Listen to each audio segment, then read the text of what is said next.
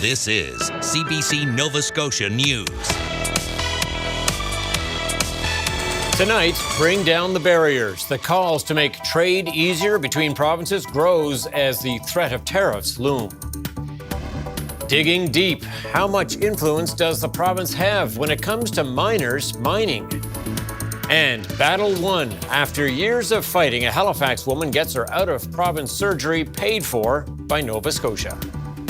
Flurries ending and the skies clearing, but the winds persisting for Wednesday. That means chilly temperatures on tap. Your full forecast is coming up.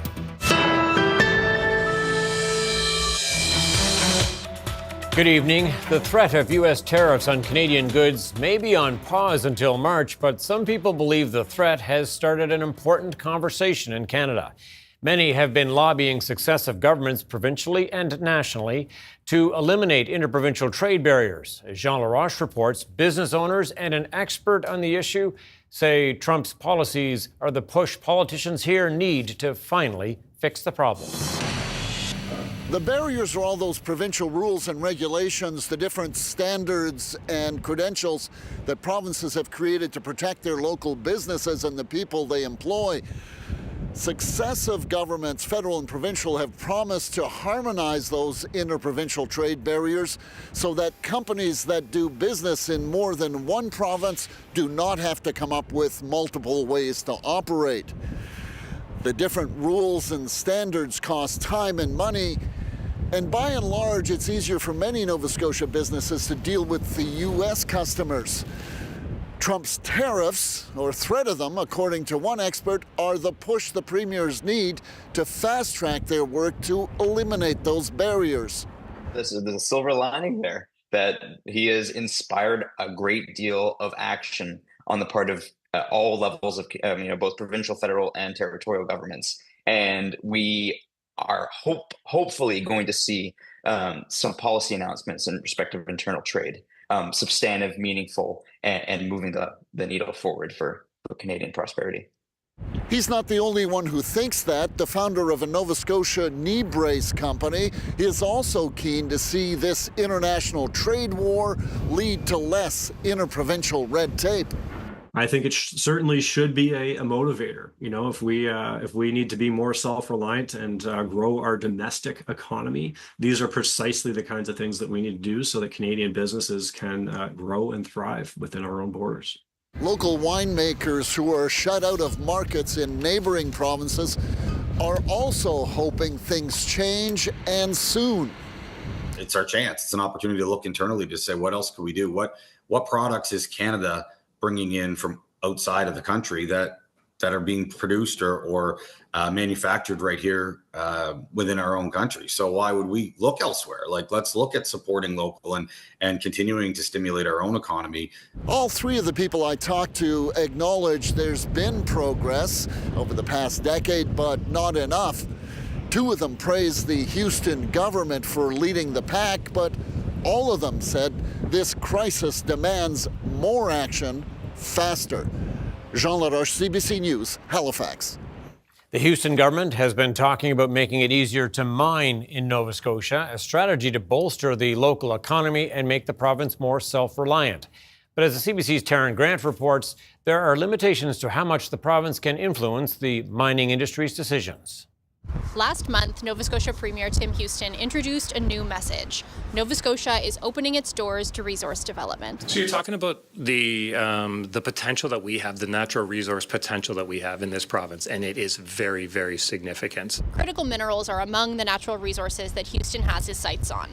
These are things that are not used to directly generate energy, but they are essential to many renewable energy technologies. Things like germanium, graphite, and lithium are on Nova Scotia's critical minerals list for their role in EV batteries and solar panels. It's not yet clear what action Houston plans to take, but even in general terms, his message is welcome to people in the mining industry, including longtime prospector and geologist John Whiteman. It is a shining light in the darkness of the last 40 years. But provincial laws and policies are just one among several factors that determine when and where mines operate. Whiteman says commodity prices, driven by global demand, are the main barrier to opening a mine. Money. It's always money. Whiteman is the majority owner of a lithium project that was making strides when prices peaked in 2022. But by 2023, lithium prices had plummeted and the project was put on hold. Whiteman is still waiting for another shift in demand before restarting the exploration work. In the meantime, he hopes the province will streamline its permitting process so that when investors come knocking again, the project will be able to move quickly. Taryn Grant, CBC News, Halifax. The man accused of a violent attack at the Halifax infirmary last week has agreed to remain in jail until at least the end of the month. The lawyer for Nicholas Klum, who was seen here last year at this time, appeared in Nova Scotia Provincial Court this morning. Klum, who is facing 9 charges, including attempted murder and assault with a weapon. He's accused of stabbing 2 people and injuring a 3rd person by throwing something at them. Klum has not appeared in court to answer the charges and let a lawyer do his talking for him. His case will return to court on February 27th. A Halifax woman who fought the Nova Scotia government in court and won is now getting out-of-country treatment paid for by the province. Jennifer Brady is in New Jersey this week for testing that will determine which type of surgery she requires. The CBC's Angela McIver has the latest. After almost giving up, Jennifer Brady has renewed hope. She recently packed up her inflatable massage machine for a trip to New Jersey. A medical team there has agreed to do her surgery, and the Nova Scotia government is paying for it. The surgery will give me my life back. Like, it will allow me to go to the grocery store and maybe play with my kids in the same day. It's a positive turn from where she was 8 months ago. In June, Brady applied for medical assistance in dying and blamed the province for her deteriorating health. She wanted surgery outside of the country to treat her lymphedema, a condition that causes extreme swelling and pain in her legs. Brady was repeatedly denied because she didn't have a Nova Scotia specialist, but there is no such doctor. Last October, a judge sided with Brady and Crystal Ellingson, who was also denied care. That prompted an apology and promise from Premier Tim Houston. We'll make sure also that on the financial side, we make them whole on the expenses and any further treatments that they're covered for that. So it's a really sad situation, and I'm sorry on behalf of Nova Scotians that it happened. The Premier's office did not respond to CBC's request for comment, and the Department of Health and Wellness said it cannot speak about an individual's planned treatment. However, Brady shared a letter from the department that confirms she is getting her treatment, travel expenses, and travel insurance covered. Looks like it's happening, finally, but it's this real mix of different feelings as well. You know, I've been waiting for so long for it. It's finally here, and it's not just magically like, oh, now everything's fine. Brady says she will fully exhale when the surgery is over. A date hasn't been scheduled yet, but she expects it will be in the coming weeks. Angela McIver, CBC News, Halifax.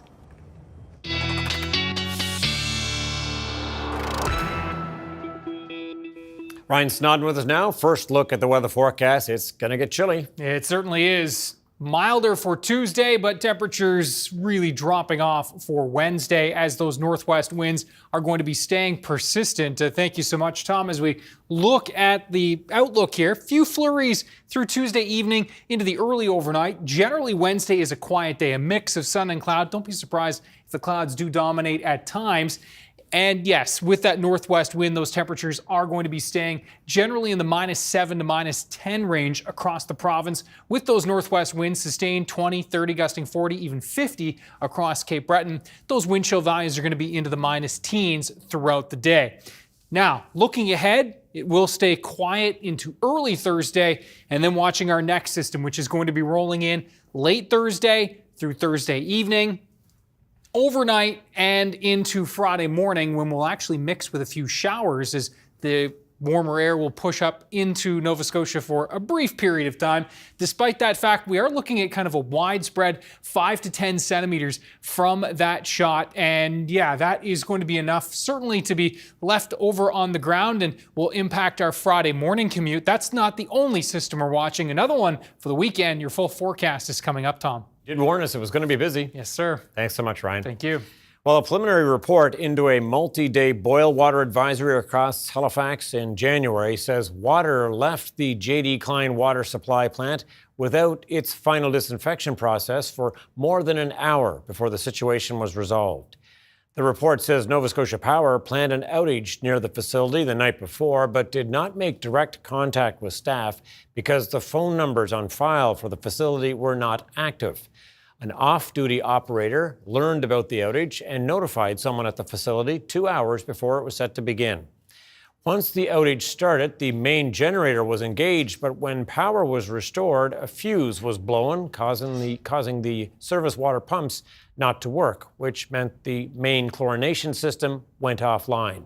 The advisory lasted for 2 days and impacted more than 200,000 customers. The report suggests 14 corrective measures, such as improving communications with Nova Scotia Power. A Halifax small business owner is speaking out, saying she was penalized by the e-commerce site Shopify for being a victim of fraud. Nicola Seguin reports. Laura McNutt is calling out Shopify, saying the company didn't protect her from fraud and charged her extra when it happened. I'm paying Shopify to host my e-commerce shop. I'm paying Shopify to process the payments. I thought I was paying Shopify to vet criminal activity. McNutt says customers bought items from her Shopify online store, picked them up in person, then issued a chargeback similar to a refund through their bank. She lost the items and the income. Shopify kept its fees and charged extra $15 fraud fees for each transaction. McNutt says she's out more than $7,000. And it's a monumental amount of money in my world. And I can't absorb that kind of loss. It's devastating. The RCMP calls this card not present fraud. This specific type of fraud is a common fraud that we'll see, especially involving stolen credit cards. We see it targeting smaller merchants. According to the RCMP, fraud in Nova Scotia is growing. Between January and September 2024, there were 601 reports of fraud in the province, totaling more than $6 million. This is a problem that's so pervasive in this sector that, I think it's time for everyone to take a second look. This fraud consultant says small business owners are often victimized in this way, and more oversight is needed. Those are people who are consuming a service, those retailers, and so they deserve the same protection as the consumers who are purchasing goods and services from them. Shopify did not respond to our interview request, but its website says apps can be downloaded for added chargeback protection. As for McNutt, she hasn't come to a resolution through Shopify or police, but she's hoping others can learn from her story. Nicola Seguin, CBC News, Halifax. Halifax and its city police force say mistakes were made during the controversial homeless encampment evictions over 3 years ago. A civilian report into the August 2021 event at the Old Memorial Library made dozens of recommendations, including about how unhoused people are treated by the city and an apology. On Monday, city staff brought responses to that report before the Halifax Police Board. They say the evictions, which saw police violently clash with protesters, involved errors in decision-making that placed people in risky positions, causing harm. Regional Council will discuss the apology and other recommendations at a future meeting. The Immigrant Services Association of Nova Scotia, or ISANS, has opened a new centre dedicated to supporting young newcomers to Canada. The Youth and Family Centre is meant to serve participants from ages 13 to 30. The programs emphasize education and job skills. The centre was designed with input from youth and has some amenities to make it a comfortable hangout spot. We welcome over 480 youth to ISANS on an annual basis, and what we heard from them was that they wanted their own space, right, so they can connect, do different programming, that it's a place that they can just come together. So the importance is that we've actually be able to create that, and it's actually been created in partnership with youth, so they've actually helped us build this entire space, so it really has their mark on it, which I think is really important. The space includes dimmable lights, a small kitchenette, and artwork by program participants.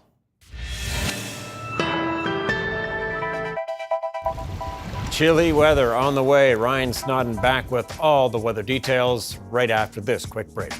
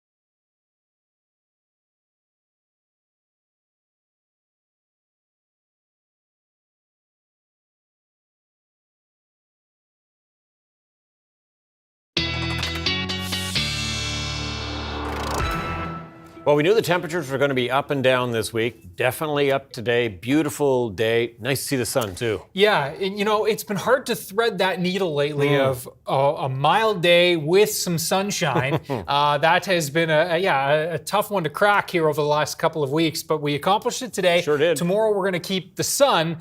We are not going to be keeping the mild temperatures as those temps will fall. Have a look at our current temperatures out there right now. And yeah, we're at -1 at Yarmouth. Our hot spot across the province is, of course, Sable Island at 0. And our cooler spots from Cape Breton across into Parsboro and Amherst all at -5. Now, as we look at the winds, yeah, they've been brisk today for sure, but again, with temperatures not so chilly, it hasn't been as much of a factor. Sustained in the 20-30 range, gusting 40 to 50 kilometers per hour, gusting it to closer to 60 in through the Tri-County area right now along parts of the coast. Now, as we look at the weather systems map, we can see, we've been looking at some flurries persistent today across Cape Breton over the last couple of hours, and we're looking at these flurries that are rolling in across central parts of Nova Scotia right now. This is a little wave that's going to be pushing through for this evening, and then things will wrap up closer to midnight or through the wee morning hours. As this low kicks out, we've got this cold air mass moving in. How cold is it, you ask? Well, this Arctic high is making itself certainly its presence felt across all of Canada right now. Even Vancouver is at 0. You can see Whitehorse at -16, into the -20s across Alberta, -teens through the prairies, and even -6 in Toronto. Halifax, -4, one of the warmer spots as we just saw the current temps, and you can see for the provincial forecast tonight, right around -9 to -10 for Cape Breton. Most of the mainland will be between -7 and -10, but we'll be closer to -12, -13 from Pictou up through to Cumberland County, including the Amherst area. So there are those flurries. Model picking up on this pretty well. Note the timeline here as we move past midnight. We'll see those flurries coming to an end and a quieter overnight and a quieter Wednesday as well, with a mix of sun and cloud. Clouds likely will dominate at times, and looks like the skies will start to clear it a little bit more towards the mid to late afternoon time frame. Temperature highs for Cape Breton, -8 to -9. Winds from the northwest, 30 gusting 40 to 50. We'll show you the wind chill map in a moment, but yeah, it's really going to be feeling more like -16 to -18 across Cape Breton Island for Wednesday. -10 for Antigonish for a high for the Wednesday afternoon time frame. -10 to -11 across the North Shore and into Cobequid Bay, -9 to -10. Halifax should squeak up to about -8 downtown, and -6 is in through the southwest. This will likely be our hot spot across the province. Now, Wednesday morning wind chills, -12 to -17, even 19 to 20, as those winds are going to be persistent from the northwest, and that'll be our wind chill range throughout the day on Wednesday. Okay, Thursday. Winds shifting back to south, -1 to -4. By the time we get to the afternoon, it'll be a chillier start to Thursday. Then we'll see that temperature bumping up in those southerly winds, which will kick in into the afternoon as the clouds move in. And then here comes the snow. It does look like the Tri-County area, Annapolis County, Queens County, that kind of western third of the province. This is where we have the best chance of seeing snow before supper time. Halifax into the mix. This is paused right around 7, 8 p.m. when that snow will likely arrive in through central areas, and then pushing in across the rest of the province through the evening into the overnight. And you can see some showers mixing in. By Friday morning, this is gone. This is a quick moving system. That's the good news. But yeah, kind of a widespread 5 to 10 centimeters looking set from this one with the showers on top. It'll feel a little heavier as we're shoveling out Friday morning. So the good news is it will be done by the time most of us are hitting the roads Friday morning, maybe minus Cape Breton. Saturday, the cold temperatures back in. Sunday is looking snowier and snowier with every passing model run. This one is looking a little more significant, Tom, so stay tuned for updates on that. Skiers love it. Okay, thanks so much, Ryan. Thank you.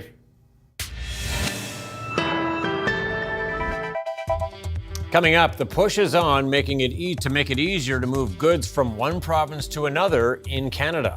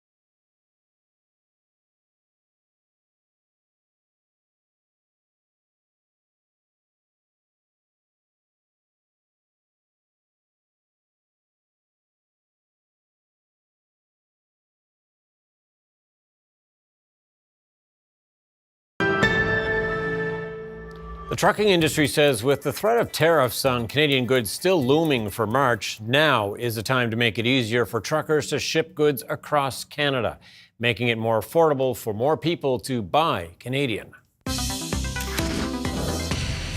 Chris McKee is the Executive Director of the Atlantic Provinces Trucking Association. So, Mr. McKee, how optimistic are you that this could be the end of a potential trade war? Well, it's really not my place to say if this is the end or not. But despite this reprieve, we continue to take this threat very seriously until, the issue of tariffs are completely off the table. We just simply can't live under the constant shadow of these devastating tariffs on a month-to-month basis. I know it's been talked about in lots of circles. Transportation and the shipping of goods, obviously a big part of that. How reliant are we on trucks for exports, and how many workers are involved here? Well, in Atlantic Canada, about $26 billion worth of goods from our 4 Atlantic provinces are exported to the U.S. Each year. New Brunswick, in fact, about 90% of New Brunswick's exports are all destined for the U.S., so that's quite substantial. 80% of that moves by truck. So we employ about 25,000 people directly here in Atlantic Canada. We ship everything to the U.S. from, refined petroleum to shellfish and seafood, crude oil, tires, rubber products, obviously forest products and other natural resources, and of course, agricultural goods and potatoes. So, the economic implications of these tariffs could be very significant on our workforce. Like I said, we have about 300,000 drivers across the country, about 25,000 direct employees in the trucking industry in Atlantic Canada. And, once we see demand for these exports start to wane due to these tariffs, that means less trucks crossing the border. And obviously, that is going to have an impact on some of these jobs. Okay, no tariffs for now, but as you say, still concerned that there could be something down the line. What kind of change is your organization pushing for to better position the industry for a potential trade war should it happen? Well, we're looking, and we've been talking with government and dealing with government at both provincial and federal levels now for a number of years on internal trade barriers, and specifically those barriers that affect transportation. And a lot of those are infrastructure related. So, we applaud the federal government and the provinces for now looking at expediting a review of these internal trade issues as part of dealing with these tariffs, because we really need to find new markets within our own country. And in order to move goods to those markets, we need to take away as much red tape as possible and improve some of the infrastructure bottlenecks, let's call them, that affect trucking in this country. I know some things couldn't change overnight, but what kind of internal trade barriers could change quickly? Well, a real good example would be, expedite the twinning of Route 185. That's the highway just on the other side of the New Brunswick border into Quebec. They've been twinning that section of road, it seems now, for about 25 years. There's still a small section that remains. And how that affects our industry is we run configurations called long combination vehicles. So, for people that aren't familiar with that term, these would be the transport trucks that you see traveling down the highway with 253-foot trailers. So these tractor trailer configurations are about 40 to 50% more efficient because you're using less fuel and using one driver to haul those goods. So, currently, those configurations are not permitted on the 2-lane sections of 185. So until that highway is completely twinned, that creates a massive bottleneck for our carriers running these configurations into Quebec and Ontario. What they basically have to do currently is find a piece of property, a big lot on each side of the untwinned sections, decouple those trailers, drive one trailer through, come back, pick up the second trailer, and then couple them again. So, this takes about an hour and a half to 2 hours out of a driver's time, not to mention all of the additional fuel costs and associated operational costs that go along with this. So, we will be asking the federal government to sit down with the province of Quebec and try to expedite the completion of this highway. And in the meantime, I'd like to see them look at the feasibility of allowing these configurations through the untwinned sections to help alleviate this bottleneck. To me, it seems like very low-hanging fruit. Yeah, lots of paperwork for truckers as well, I'm sure, weight restrictions and permits, that kind of thing. Anything that can be done on that front to streamline things?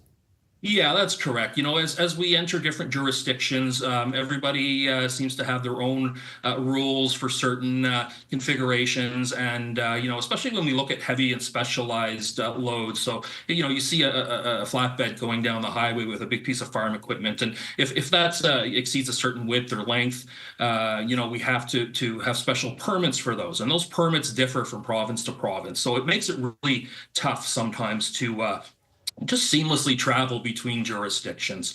And I might add another issue that we will be pushing government to really sit down and hopefully create a working group to address is aligning and approving winter road maintenance standards on our national highway system. This would bring predictability and confidence to the supply chain. Currently, we see reduced transit times and delays during the winter months, particularly in areas with harsh winter conditions and poor road conditions. Just quickly before I let you go, I know you're hoping to meet with the Minister of Transport soon. What do you want to say to the Minister re carbon tax? Well, we're still kind of working on our messaging there, but we believe that it would make sense for an immediate moratorium on the carbon tax to help our industry and help consumers absorb the impacts these tariffs may have. So yeah, and just give our industry some financial viability in terms of reducing fuel prices and taxation at a time where we're already, we're staring down the barrel of a perfect storm. We are currently in the midst of a recession, a freight recession that we have not seen before. Rates for our industry right now are just historically low, and now we're facing down the barrel of these tariffs. So it's just really devastating for our industry, and we're already fighting an uphill battle in the current economy. All right, Chris McKee, we'll have to leave it there. Thank you so much. Thank you so much for having me. Coming up, China hits back with tariffs on U.S. coal, oil, and gas after Donald Trump's levies take effect. And fentanyl fact check. How much of the deadly drug is really crossing the Canadian border into the U.S.?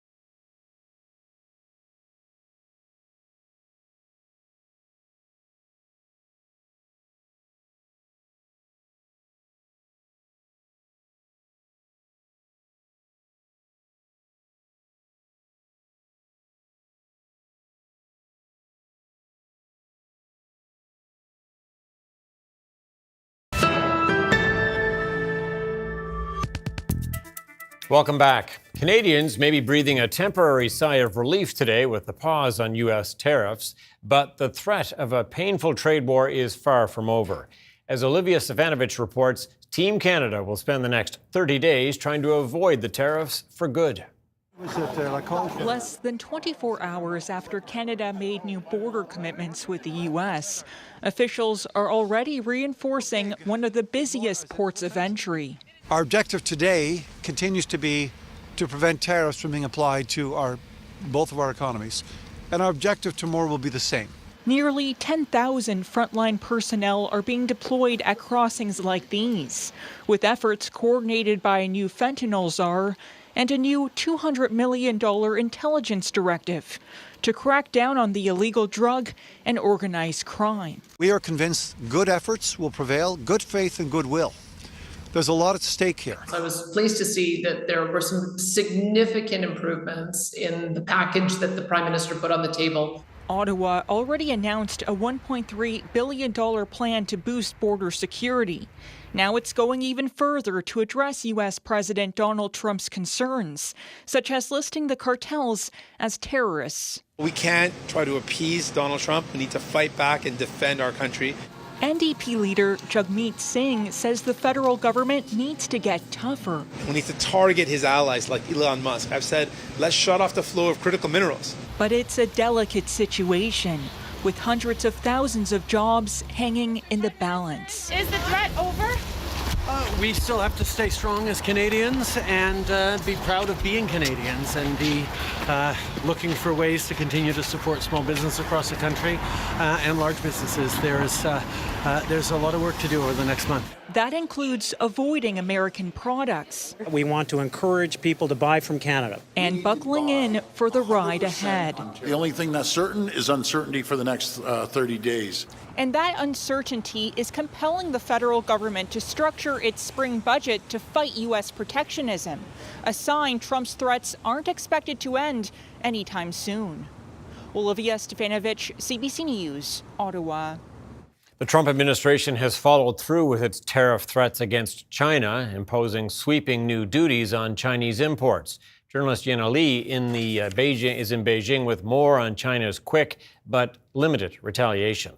A 15% tax on U.S. coal and 10% on goods such as farm equipment, pickup trucks and crude oil. These are just some of the U.S. imports that face new Chinese tariffs. China also announced export curbs on 5 critical minerals, these metals that are crucial to new technology and innovation. Beijing argues that this is just a response to Washington's actions as the U.S. slapped an additional 10% tax on all Chinese imports first.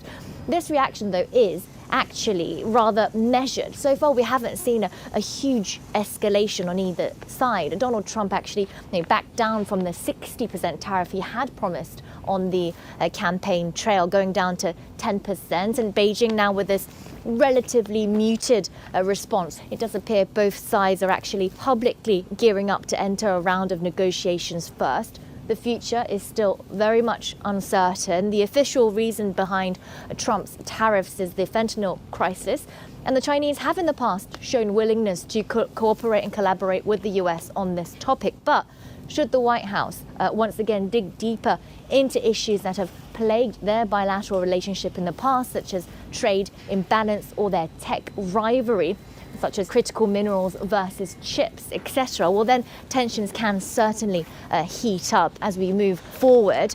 The tit-for-tat Chinese tariffs are set to start on February 10th, so there is still some time and some room for discussion.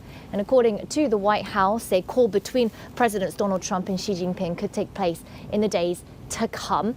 This is a new chapter in the trade war between China and the US, but not as dramatic as observers had feared months ago. But still, for exporters, for importers, everything is up in the air right now. One thing is for sure, though, this isn't Beijing's first time dealing with Trump's tariffs, and they can perhaps find areas of negotiation moving forward.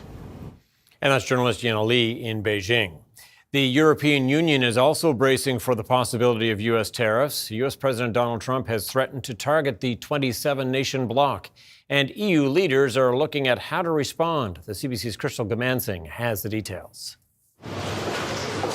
With the threat of U.S. tariffs against the European Union still on the table, leaders on this side of the Atlantic are busy planning.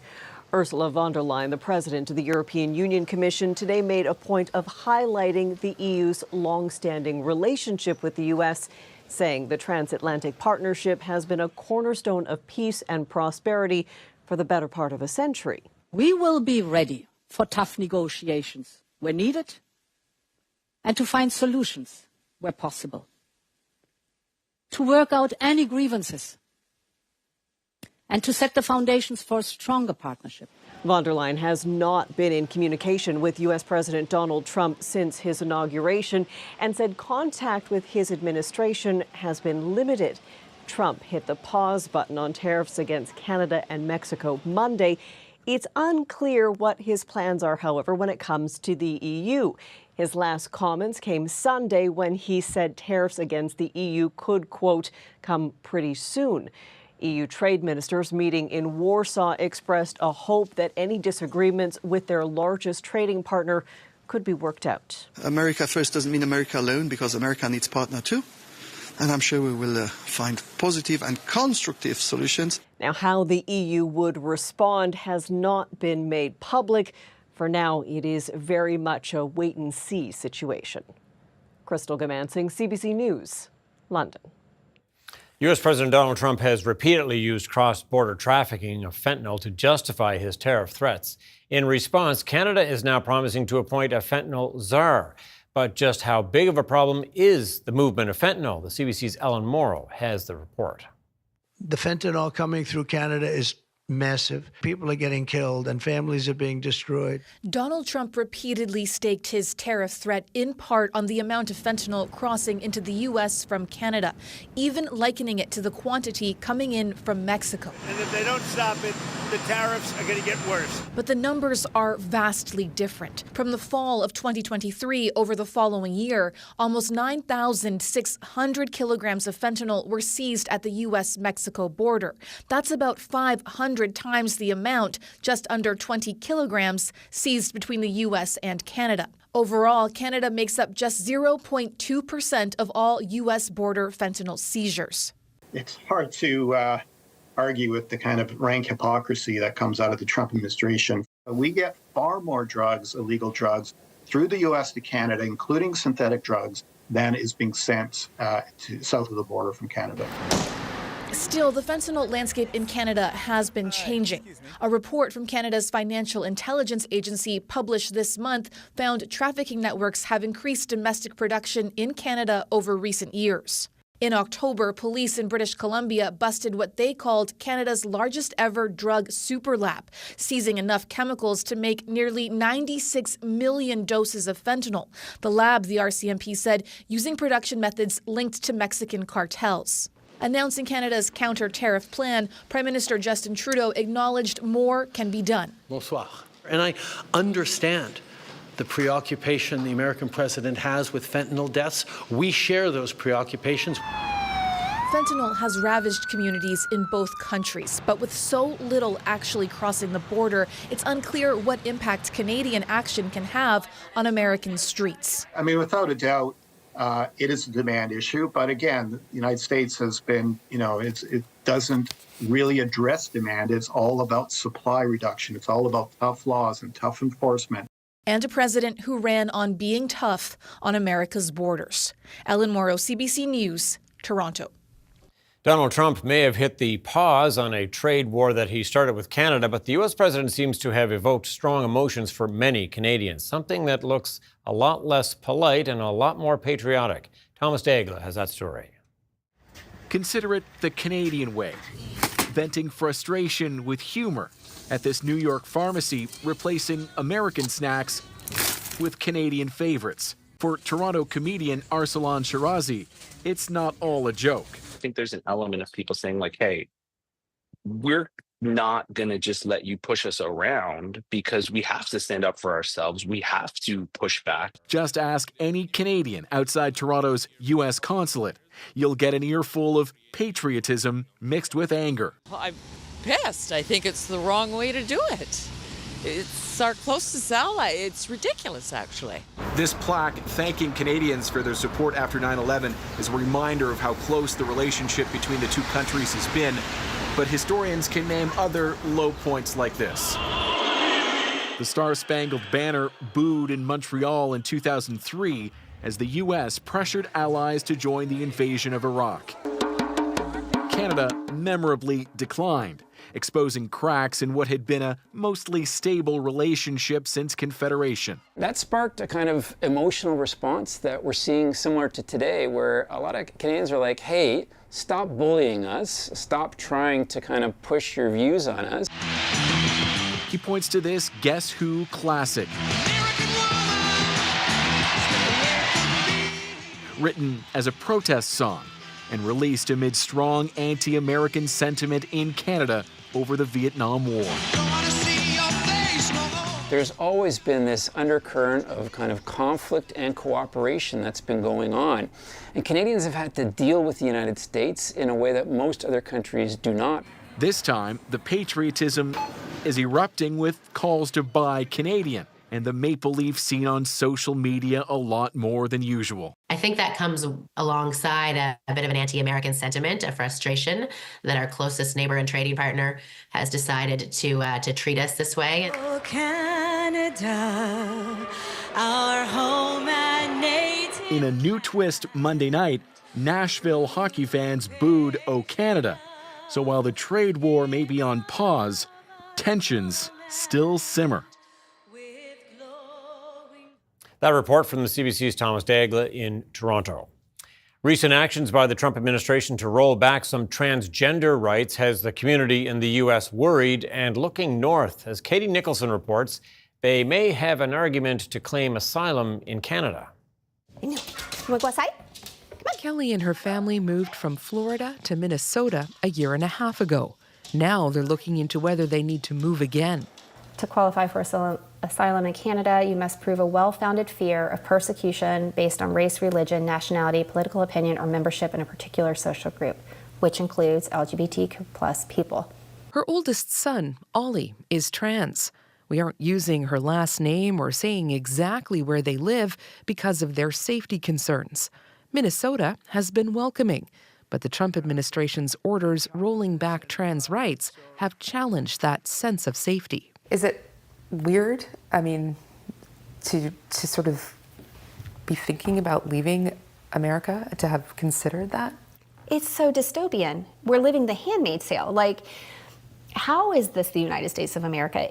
Words come out of my mouth, and in my head, I'm like, this can't be real. This can't, right?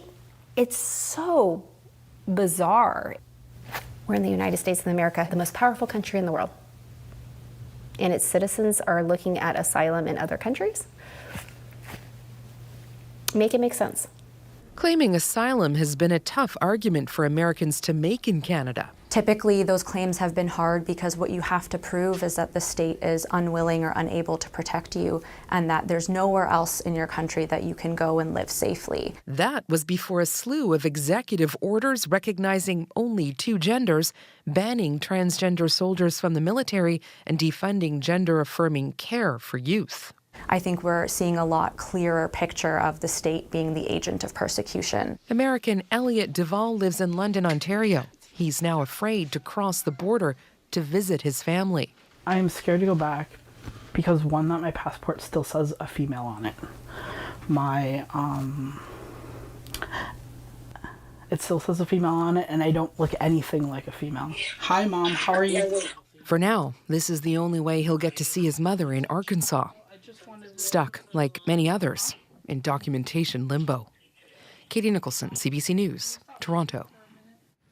Prince Karim Aga Khan IV, the spiritual leader of the Ismaili Muslims, has died. The Aga Khan Development Network, which he founded, released a statement saying he died peacefully in Lisbon Tuesday. He was the 49th hereditary imam of the Shia Ismaili Muslims and said to be the direct descendant of the Prophet Muhammad. The network says a successor will be announced at a later time. Aga Khan was 88 years old. Canada's main stock index posted a small gain today, and the loonie regained some of its strength following a decision by U.S. President Donald Trump to delay those tariffs on Canadian goods. Here's a look at the numbers as we head to break.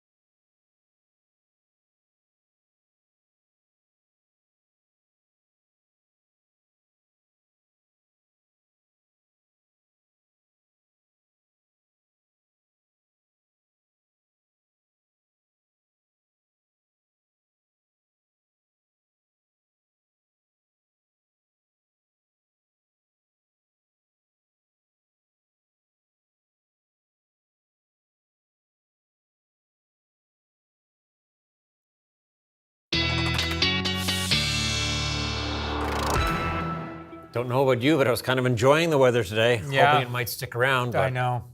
No. I mean, yes and no. Yes, the sun really does make a difference this time of year. Everybody felt better. Everybody has a little pep in their step when the sun is out. But yeah, it's going to be cooler. You'll have a pep in your step tomorrow because you're trying to get in quick. Get from one spot to the other, unless you're really dressed warm, which you should be.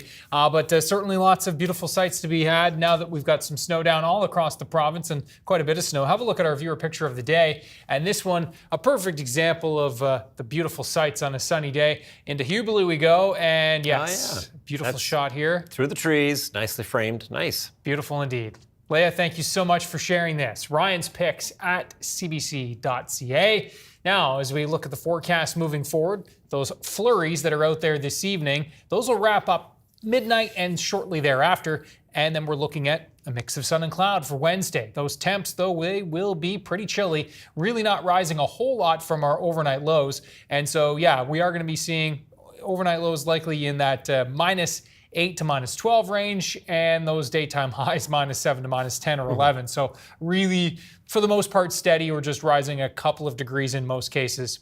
Thursday, sunshine early, but by the time the warm temperatures get here, the mild temperatures, I should say, the clouds will have built in. We've got some snow moving in to the south and west, including the Yarmouth area before the drive home on Thursday, so a heads up on that. Most of us will get home, and then that snow will spread in from west to east Thursday evening into Friday morning. We're looking at about 5 to 10 centimeters with this shot. A few pockets that could exceed that, especially into the west, but overall 5 to 10 looks like a safe number, and keeping in mind that there's a good chance that we'll see some showers, packing that snow down a little bit, making it a little bit heavier to shovel on Friday morning, as we will see that warm sector moving in and then quickly moving out again as temperatures will drop for Saturday.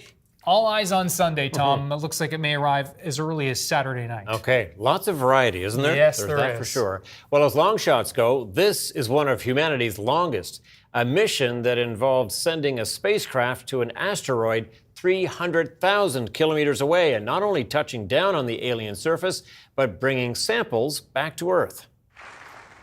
These rocks came from a small asteroid known as Bennu.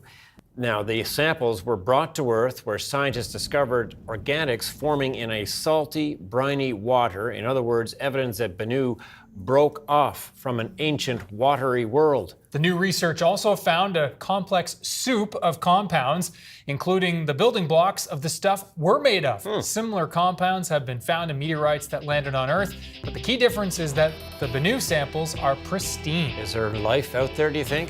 Maybe. Could be. That's it for us tonight. Thank you so much for watching. We'll see you next time. Good night.